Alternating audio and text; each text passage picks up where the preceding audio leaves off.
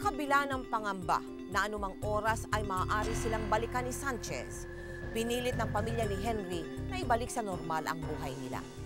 Ngunit sadyang nag-iba na ang kapalaran ng pamilya matapos maging saksi si Henry sa naganap na krimen. Henry, kausapin mo nga ako. Kanina ka pa hindi kumikibo. Marami kong iniisip. Huwag na muna tayong magkita. Huwag mo suluhin yung problema. Pwede mo akong kausapin. Gina, pwede ba? Huwag ka na muna nga makisali sa gulo. Maniwala ka sa akin, hindi mo ko gustuhin madamay sa problema ko.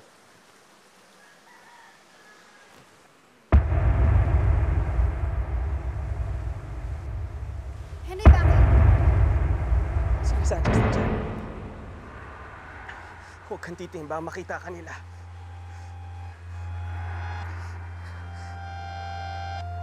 Sana wala na akong nangyari. Sana wala na akong nakita.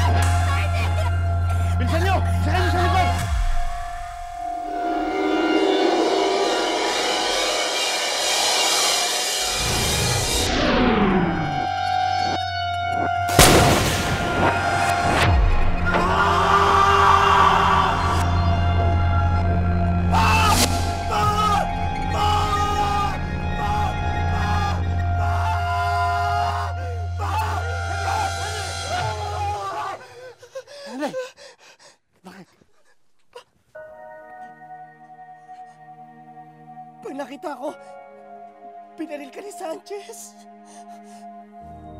Akala ko totoo. Akala ko totoo. Akala ko totoo.